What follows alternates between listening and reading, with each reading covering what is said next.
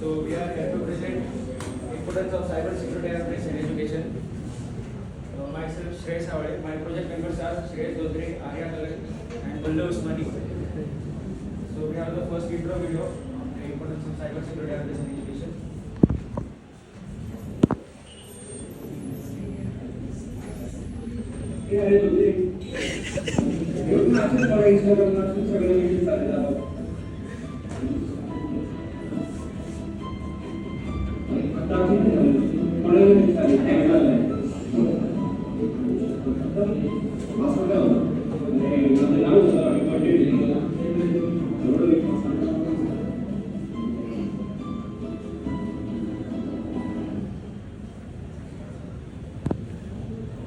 तुम्ही व्हिडिओ बघितला असेल की आपण असा सेट इझी पासवर्ड ठेवतो तो कोणी इझिली क्रॅक करू शकतं. आणि तो number by cyber security awareness to protect sensitive information, prevent data breaches and unauthorised access to personal financial or confidential information. आता तुमच्या सांगितलं की तुमची पर्सनल इन्फॉर्मेशन तुम्ही सेन्सिटिव्ह ठेवली आहे, प्रायव्हेट ठेवली आहे. Prevent financial loss, avoid monetary losses, reduce cyber attacks, fraud or identify them, safeguard privacy, protect personal information from being compromised or misused, maintain trust and reputation, ensure customer, partner and stakeholder trust by securing sensitive data,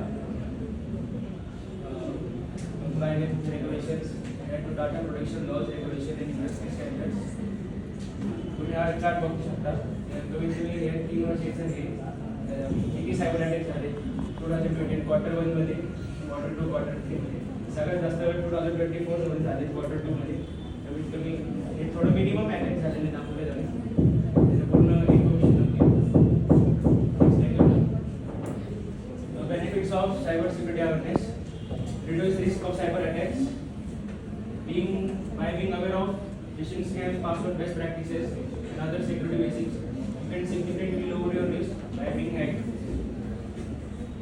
Improve your online safety. Cyber security awareness promotes safe online behavior such as using strong password, keeping software up to date, and being cautious when you clicking on links or downloading attacks.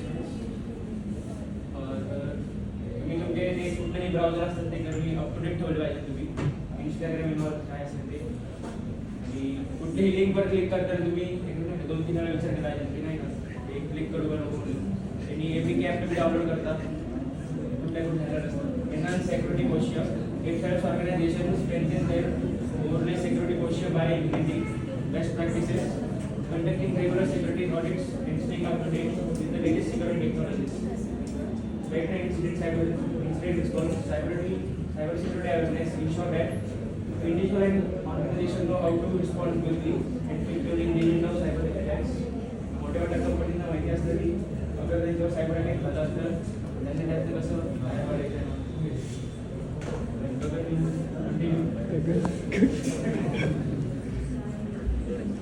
Who needs cyber security awareness? Individuals, personal data protection. Individuals need cyber security awareness to protect their personal information from theft and misuse. तर आपल्या इंडिव्हिज्युअल्सला personal threat वगैरे असू शकतात cyber अटॅक्समधून. त्यासाठी आपल्याला cyber security awareness गरजेचं आहे. बिझनेसमध्ये त्यांचा business financial security, cyber security awareness protect business from financial losses before cyber attack. Reputation management prevent data breaches that could harm business reputation and customer trust. बिझनेसमध्ये आपल्याला actually data आपला महत्त्वाचा असतो, data Breach वगैरे होऊ शकतो. तर त्यासाठी सायबर सिक्युरिटी अवेअरनेस गरजेचं आहे. Organisation data integrity. Cyber security awareness is ensure the protection and accuracy of sensitive data with organization. Information about continuity, it helps organizations maintain operations during cyber incidents and mitigate disruption. Organizations पण बिझनेससाठी त्याला पण threat असतो की त्याचा data Breach किंवा बाहेर कोणी हॅक करू शकतो. Government agency, national security, government agencies need cyber security awareness to safeguard sensitive national security information.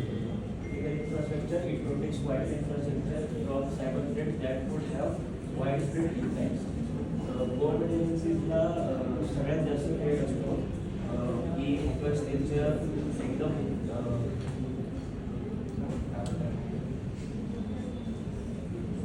Sensitive data त्यांचा हॅक करू शकतात. Selective responsibility. Everyone shares the responsibility of maintaining cybersecurity to protect the digital environment.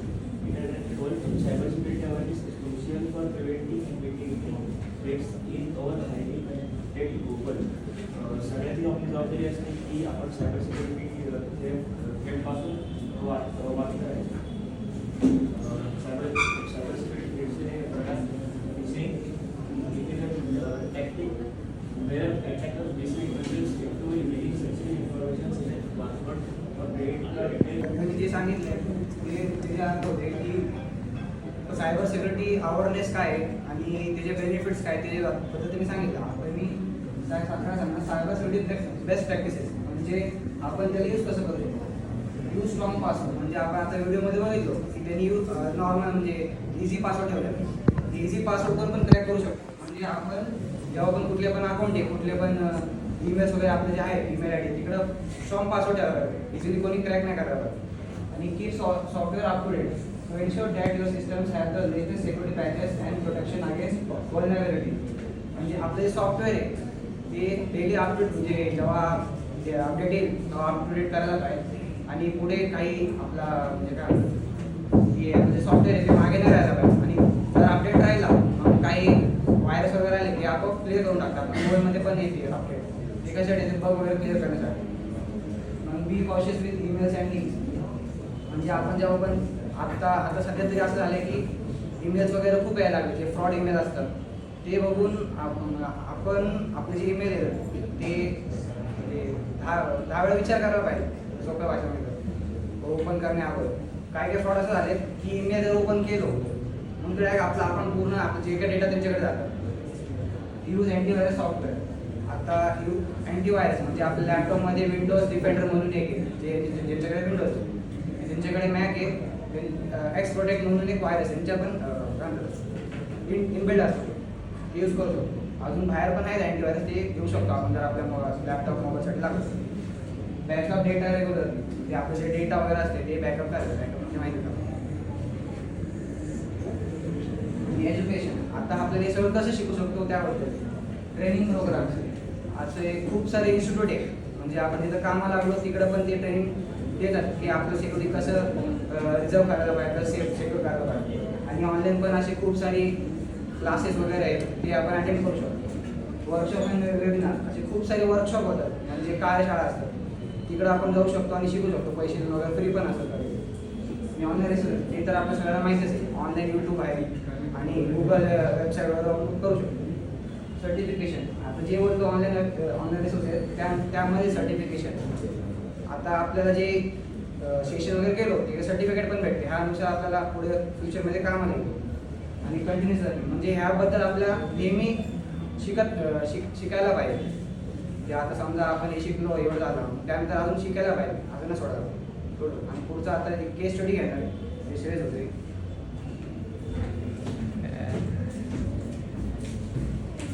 आपण एक केस study बघणार आहे जे की हॉलिवूडच्या हिस्ट्रीमध्ये ना सगळ्यात मोठा आहे ना सायबर अटॅक होता जे की सोनी पिक्चर्सवर झाला. त्या नॉर्थ कोरियन हॅकर्सने गार्डियन्स ऑफ पेस यांनी केलं तर इनिशियल ॲक्सेससाठी त्यांनी स्पियर फिशिंग ईमेल्स थ्रू आहे ना त्यांनी इनिशियल ॲक्सेस केले. आणि एक शमन मार्कर म्हणून आहे ना एक मालवेअर टाकलेलं ते त्यांनी पूर्ण त्यांचं हिस्ट्री इरेज केली. आणि जे एम्प्लॉईजचा जो डेटा होता तो सगळा ॲक्सेस गेन केला त्यांनी. आणि जे पण अनरिलीज फिल्म होते ते रिलीज करून टाकले ऑनलाईन. त्यांचं मोटिव्ह एक होतं की जे इंटरव्ह्यू म्हणून आहे ना फिल्म रिलीज होणार होती ना त्यांचं लीडर आहे जो किम जॉंग उन त्यांचं कॉमेडी फिल्म होती म्हणून त्या रिलेटेड आहे ना फिल्म होती. त्यांनी हे एक रेडिटवरती एका एम्प्लॉईने सोनीच्या पोस्ट केलं. जेव्हा ते इनिशियल 14 नोव्हेंबर 2014ला जेव्हा ते लॉग इन करायचं ट्राय करत होते हा पॉपअप येत होता त्यांच्या PC वरती. ते हॅकर्सने एवढं आहे ना डॅमेज केलं त्यांच्या डेटा की ते व्हाईट बोर्ड आणि पेनवर ते काम करत होते. या आणि कितीतरी महिने ना त्यांना ते एक्सरसाइज जमलं नव्हतं घ्यायला. नंतर एम्प्लॉईज वर scared and stress due to the situation because त्यांचं सॅलरी परफॉर्मन्स सर्व डेटा आहे ना पब्लिकली लीक झाला. The incident exposed the lack of to handle such cyber attacks. Sony prepare राहायला पाहिजे होता. ते खूप सेन्सिटिव्ह टॉपिकवर फिल्म रिलीज करणार होते, तर त्यांनी प्रिपेअर राहायला पाहिजे होतं cyber attack. Operational disrupted and network shutdown, financial losses, and reputational damage and leak sensitive data. Long-term strengthen industries, cybersecurity measures, legal statements, and improve data protection strategies. Responses. त्यांनी response काय घेतला याच्याबद्दल? त्यांनी immediately त्यांचे server जे काय होते ते शटडाऊन केले आणि FBI आणि सायबर सिक्युरिटी एक्सपर्ट्स होते त्यांची हेल्प घेतली. Further they released the interview movie on 23rd November 2014 online and some selective theaters. The lesson learned from this incident was importance of cyber security training and robust incident responses plans, need to encryption and security backups to safeguard sensitive information. Cyber security awareness and education.